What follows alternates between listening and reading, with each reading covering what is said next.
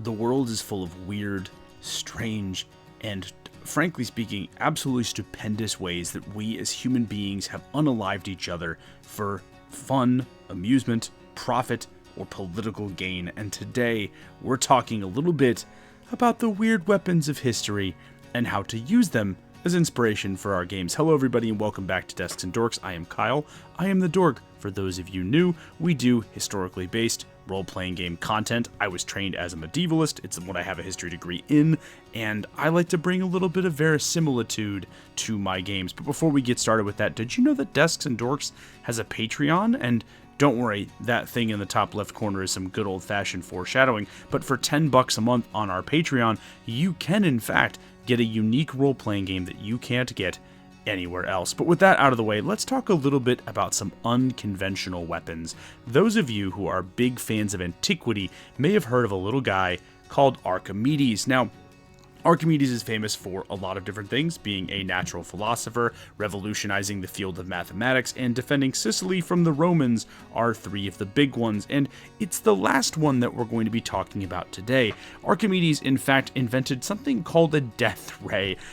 Rumors or accounts, first-hand accounts of the Battle of Sicily as the Romans attempted to take it, attribute a special defensive weapon to our good pal Archimedes, a death ray. Essentially, it was a giant mounted lens that would catch the rays of the sun, amplify them like a magnifying glass, and use them to set fire to oncoming Roman ships. Now, as amazing as this is, and as stupendous as it would be to think that Archimedes is such a genius and an insane mad scientist that he would be able to do such a thing, it seems unlikely at best, a tenuous proposition. However, it does actually lead us to a good place that I, and fans of the channel will know, is the conjecture zone. Conjecture zone. This is where I try to apply some regular old historical topics to things that we don't have any hard evidence for. People have built the Archimedes death ray to the best of their abilities in the modern era, and they just don't work. So, what could the Archimedes death ray be? Well, honestly, the most likely answer, and again, this is why we're in the conjecture zone, is that it's actually just a signaling mirror. One of the cool things that you'll notice about military technology is that a lot of times the simple stuff we just kind of keep around because it works. And one of the simplest and most effective ways that an individual might be able to and would be able to signal troops from long distances is the good old-fashioned signaling mirror. So what could be better than a giant signaling mirror able to, notify soldiers hundreds of miles away, or not hundreds of miles away, but many miles away to, start coastal raiding of Roman settlements. The other potential option here in the conjecture zone is that this was good old-fashioned aura farming, and that Archimedes built this as essentially a giant morale boost.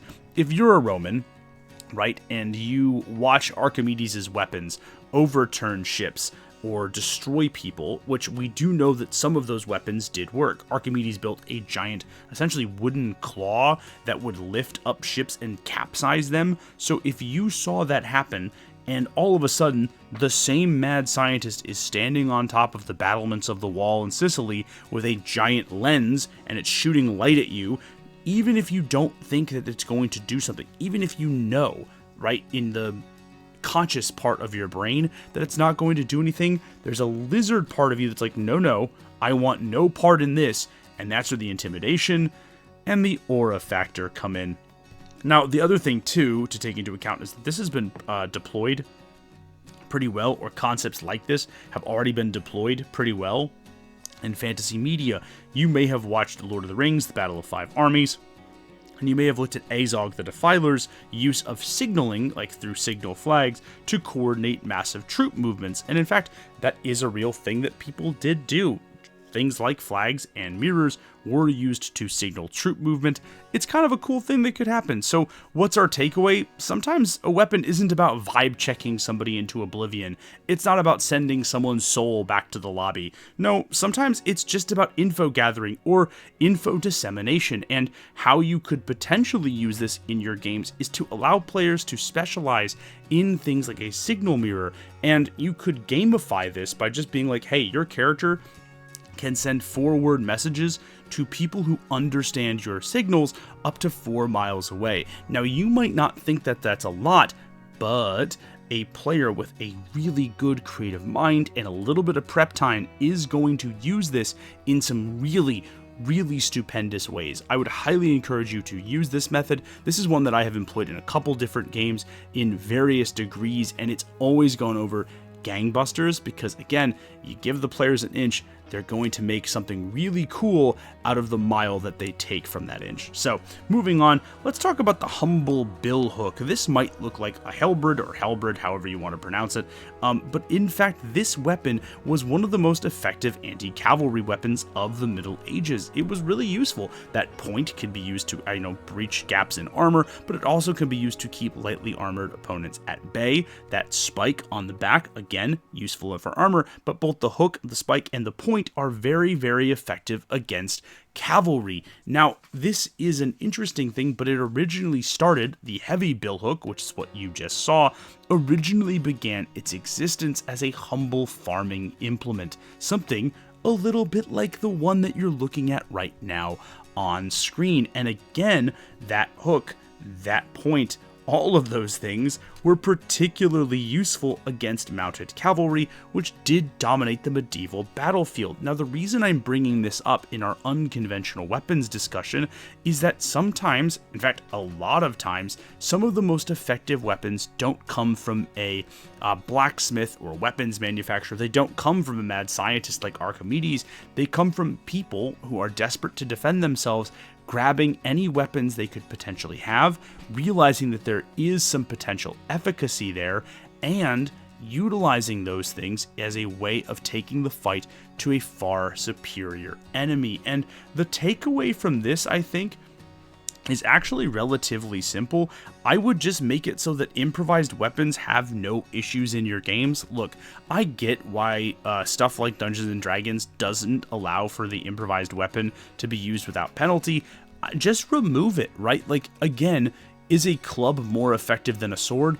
No, but should you carry on a massive penalty if you're using the leg of a table as a club? No, that's basically still a club, right? Now, I'm not saying you should, no, screw that. I am saying that you should allow players to pick up full-sized deer and use them as weapons, because why the heck not? And I guess if you want a little more verisimilitude in your games, you could allow for things like regional or cultural benefits when using certain weapons, or again, maybe this is my 3.5 early training when I was a kid, allow for people from certain cultures not to carry out or have penalties imposed upon them when using certain types of improvised weapons. And speaking of improvised weapons, what if we improvised a vehicle and a way of fighting in addition to a weapon? What you're looking at right now is the Hussite war wagon used in the aforementioned Hussite conflicts. This is essentially very thick wooden wagons full of people with maces, spears, crossbows,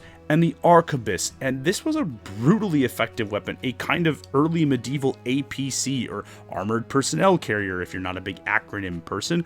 And it was used with great effectiveness because in the Hussite conflict, a lot of times you had individuals who did have some military training but lacked a standardized form of equipment, right? Again, a lot of times you're just sort of chucking a bunch of these dudes into the back of a wagon and hoping for the best. Over time, as the conflict continued, the types of individuals you would put into the Hussite war wagon was standardized, kind of like how the billhook became a standardized type of, weapon. You would have people armed with the arquebus or the crossbow as a way of managing to keep enemies far away. You would have people with either spears or, in this picture, weaponized flails to keep people at a distance. And what you would do is you would utilize the wagon's mobility to bring it to bear at a useful point in the battlefield, and the thickness of the wood helped to give you some natural cover against crude firearms and arrows. It was a really effective weapon for much of the Hussite conflict, and as a result was used pretty widely and pretty, not controversially, but to great acclaim. It's still kind of a folk story, a folk hero weapon, I suppose, when we talk about the Hussite conflict. And the big takeaway is that sometimes the screw it we ball method is the tactically correct option.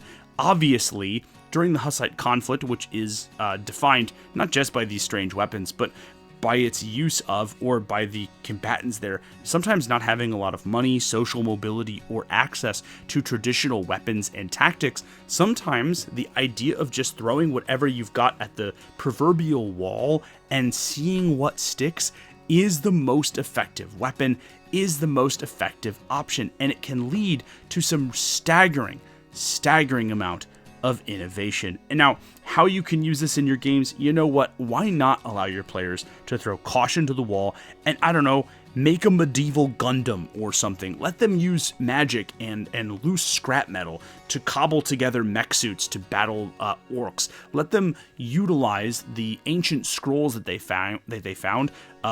Use a delayed casting method, strap those scrolls to the tip of ballistas, and then fire them off to make basically a crude version of a ground-to-air missile launcher. Why not? Give your players opportunities for what I like to call gonzo creativity, and you will be shocked at the incredible moments that they come up with. Because, truthfully speaking, when a human being, a real-life human being, historically, is put up with their back against the wall, they are going to come up with something, honestly, as genuinely insane as something like the Hussite War Wagon or the medieval Gundam. And with that, my good friends, that does bring us to the end of the video. If you would like to join our Patreon, $10 a month gets you early access to our content and a unique game that you can't get anywhere else. But for $3 a month, you can just get early access to our content and some other awesome Patreon goodies. You can also get our PDFs over from itch.io or physical copies of any of our games from Tabletop Bookshelf, Indie Press Revolution, and Exalted Funeral. Now, again, one last final thing. This video is a little bit shorter because I am going to be doing in-store visits to my good pal Ben's store in Michigan, and I'm so grateful to be able to get the opportunity to do that, because Ben's one of those people who actually believed in Desks and Dorks long before there truly was a Desks and Dorks. And speaking of people who believe in Desks and Dorks, I need to thank my amazing patrons for whom their support makes all of this possible. Thank you to Dionysus, Chris Bates, Agile Monk, Aiden Delaney, Brian, Corbino the Great Solution, Alex.vksh, Papa Dinosaur, Chromatic Orbital Strike, Chris Meyer, Darth, and Arcane Bard. You guys are absolutely fantastic. And again, I absolutely, positively could not do this without all of you. But until next time, I am Kylot for Desks and Dorks. I will see you all in the next one. Oh, you've all been amazing, and I'll see you all in the next one. Peace.